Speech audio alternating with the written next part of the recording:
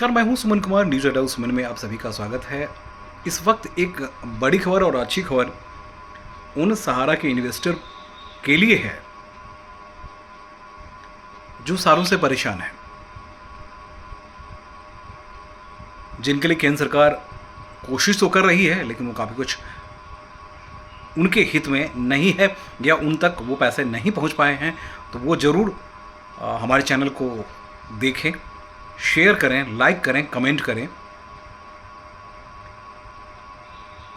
और सिर्फ share like से बात नहीं बनती भाई, सब्सक्राइब भी करें, क्योंकि मैं समय दर समय पे कुछ न कुछ खबर लेकर ज़रूर आता हूँ। क्योंकि मैं देखता हूँ जो चैनल, बहुत सारे ऐसे चैनल्स हैं जो सिर्फ खबर तो दिखाते हैं लेकिन इधर उधर की खबरें दिखा देते, उन्हें ग्राउंड रियलिटीज़ कोई लेने देना नहीं होता है। और सहारा के मैं बार बार खुद ही जिक्र करता हूँ कि मैं खुद एम्प्लॉय रहा हूँ, 18 साल एम्प्लॉय रहा हूँ।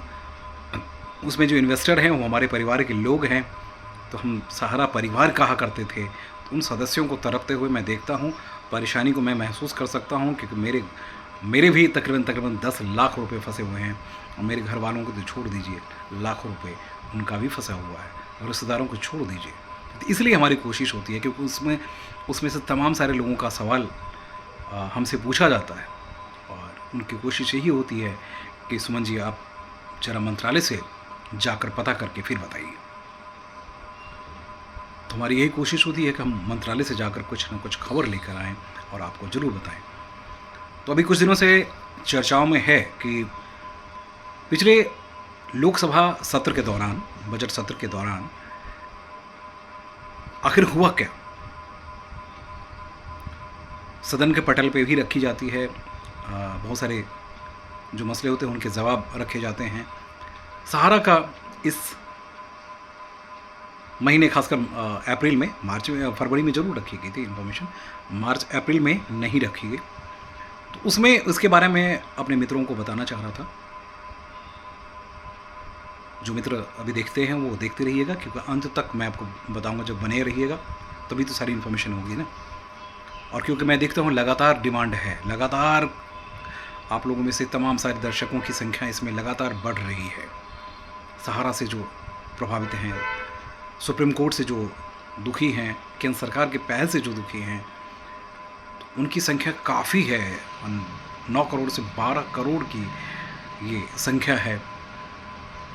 और वो दिग्भ्रमित नहीं बल्कि दर बदर भटकने को मजबूर है। तो उनके लिए कुछ जहाँ से कुछ खबर मिले तो मेरी कोशिश होती है कि मैं आपको ज़रूर कुछ खबर दूं। ठीक है दोस्त, तो एक खबर मेरे पास आई है और मैं आपको देना चाहता हूं। फिलहाल मंत्रालय की खबर मैं कल या परसों तक अपडेट करूंगा। अभी जो खबर ये है कि जो बिहार, उत्तर प्रदेश या झारखंड के लोग हैं उनके लिए स्टेट गवर्नमेंट कुछ कर रही है, नहीं कर रही है। इस तरह की इन्फॉर्मेशन आ रही है कि क्या आप लोगों को स्टेट गवर्नमेंट से कोई इन्फॉर्मेशन शेयर करने की कोई व्यवस्था की गई है। डिस्ट्रिक्ट मजिस्ट्रेट के यहाँ कुछ इस तरह से इन्फॉर्मेशन देने की बात कही गई है। आप लोगों को कुछ डायरेक्शन दिया जा रहा है, आप लोगों के सवाल के कुछ जवाब दिए जा रहे हैं। और सहारा से भी से संबंधित जो पोर्टल है, रिटर्न के लिए जो पोर्टल बनाया गया है, उसमें जो अपडेट्स अभी आ रहे हैं, उसमें सबसे ज़्यादा जो अपडेट्स आ रहे हैं वो यही आ रहे हैं कि लोग, यानी जो इन्वेस्टर हैं, वो लगातार इस बात को दोहरा रहे हैं कि हम बार बार अपलोड कर रहे हैं। और डॉक्यूमेंट्स के वेरिफिकेशन के जो मसले हैं वो काफ़ी आ रहे हाथ, या डॉक्यूमेंट्स के वेरिफिकेशन के नाम पे मामले पेंडिंग है। तो मैं हकीकत बता दूं आपको कि वाकई में ऐसा है, क्योंकि सहारा से जो इन्फॉर्मेशन दी गई है या इन्फॉर्मेशन देने की कोशिश की गई है या जो डॉक्यूमेंट्स दिए गए हैं, उसमें तमाम सारे ऐसे मसले पाए गए हैं कि जिसमें कि डॉक्यूमेंट्स का वेरिफिकेशन नहीं हो पा रहा। क्योंकि केंद्र सरकार के पास जो डॉक्यूमेंट्स दिए गए हैं उसमें दोनों में मैच नहीं हो पाता है। नतीजा ये है कि अभी तक इन्वेस्टर के पैसे नहीं मिले, सिर्फ अभी 2000 करोड़ के आसपास ही लोगों को मिला है। और ये संख्या 15 से 18 लाख ही है, जबकि 9 करोड़ से सीधे 12 करोड़ इन्वेस्टर्स हैं। छोटे छोटे इन्वेस्टर्स हैं, गांव वाले इन्वेस्टर्स हैं। गांव में जो चाय बेचने वाले हैं, रिक्शा चलाने वाले हैं, छोटी दुकानें करने वाले हैं, सब्जी वाले हैं, जो सब्जी खरीद बिक्री करते थे वो हैं, बीड़ी बनाने वाले हैं, है ना। ऐसे ऐसे लोग हैं और उनके उनके जो कमेंट्स आते हैं ना, वो बहुत ही सुन के पढ़ के ऐसा लगता है कि वाकई हम लोग क्या कर सकते हैं उनके लिए। तो मित्रों, ये इन्फॉर्मेशन मैं इसलिए आपको देने आया था। अभी जो सबसे महत्वपूर्ण इन्फॉर्मेशन है वो है झारखंड सरकार की। झारखंड सरकार ने पिछले दिन अपने विधानसभा सत्र के दौरान एक अलग से आयोग बनाने की घोषणा की है। जी हाँ, एक अलग से आयोग बनाने के पीछे, क्योंकि झारखंड में जो इन्वेस्टर की संख्या है वो भी करोड़ों में है, लाखों में है, करोड़ नहीं लाखों में है। और यहाँ सेंट्रल से तालमेल की कमी है, स्टेट और सेंट्रल में अभी तालमेल की कमी है। और देखने को ये मिल रहा है कि वहाँ से सांसद यहाँ आके ऑलरेडी केंद्रीय मंत्री से मिल रहे हैं, जितने, क्योंकि वहाँ अब तो करोड़ों में लोग अप्लाई कर रहे हैं। जिनको 10,000 मिला था उनको 50,000 भी मिल रहा है, फिर दूसरी बारी की भी इंतज़ार कर रहे हैं और वहाँ भी देने की प्रक्रिया चल रही है। जिन्होंने 10,000 लिया उनको 50,000 देने की बात हो रही है। तो ये बात हो रही है, लेकिन वहाँ खासकर स्टेट गवर्नमेंट में से झारखंड सरकार ने बहुत अच्छी पहल की है और उसमें उन्होंने आयोग बनाने की बात कही है और पूरा डिक्लेरेशन उन्होंने जारी किया है। एक सीनियर ऑफिसर इसमें होंगे जो इसको स्क्रूटनी करेंगे और पूरी तमाम सारी जानकारी इकट्ठी करके फिर वो आयोग आपको विधानसभा सत्र में विधानसभा के सामने रखे और फिर इस पर काम होना शुरू होगा। देखिए, आयोग बनाने के पीछे बड़ी वजह क्या रही है ये मैं आपको बताता हूँ। इसलिए कि झारखंड में भी सहारा के पास बहुत बड़ी प्रॉपर्टी है। देखिए, सुप्रीम कोर्ट ने जिस तरह से उसका गला दबा दिया तो वो प्रॉपर्टी अपनी बेच भी नहीं पा रहे हैं और खुद ही सुब्रत राय स्वर्गवास हो चुके हैं। दूसरे कोई बड़े बड़े मैनेजमेंट के बड़े लोग जो हैं वो सामने आने को तैयार नहीं हैं। वो आते भी हैं तो सिर्फ बचाव की मुद्रा में आते हैं। नतीजा कई स्टेट्स नहीं भाई, कई पॉलिटिकल पार्टियां जो है वो उनकी पॉलिटिकल पार्टियों की बात करते हैं। हमारे पॉलिटिकल पार्टी से जुड़े हुए जो नेता हैं उनकी भी नज़र इन पे पड़ी रहती है। तो सरकार, क्योंकि सरकार के सामने एक सबसे बड़ी समस्या ये आ रही है, आखिर इन्वेस्टर को लेकर हम जाएँ क्या। इन्वेस्टर बार बार सवाल उनके सांसदों से करते, विधायक से करते, मंत्री से करते, मुख्यमंत्री से करते हैं। तो यहाँ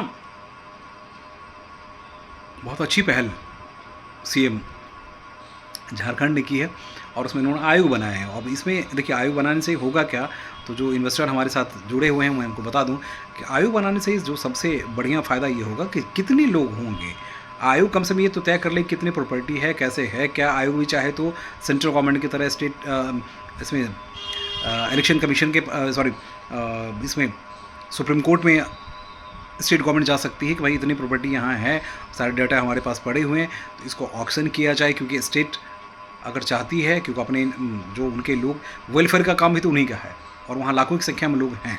सेंट्रल गवर्नमेंट जो कर रही है वो कर रही है, तो स्टेट गवर्नमेंट अगर चाहती है तो आयोग बना के अपनी रिपोर्ट दे और वो सेंट्रल जाए और कहे कि भैया इतनी प्रॉपर्टी तो इनके पास है। और इंटरेस्टिंग फैक्ट यह है दोस्त कि लगभग 2 लाख करोड़ की प्रॉपर्टी इनके पास है और इनको 1,20,000 करोड़ के आसपास जो आंकड़े हैं, अपुष्ट आंकड़े हैं, पुष्ट आंकड़े नहीं है, अपुष्ट आंकड़े हैं, उसमें तकरीबन इतने 1,20,000 करोड़ इनको देने हैं। प्रॉपर्टी इनकी काफ़ी है, लेकिन सुप्रीम कोर्ट के वजह से सुप्रीम कोर्ट ने ऐसा बर्बाद कर दिया सहारा को, लाखों लोग आज बर्बाद हो गए। आंकड़े हम देखने लगे तो बहुत परेशानी होगी।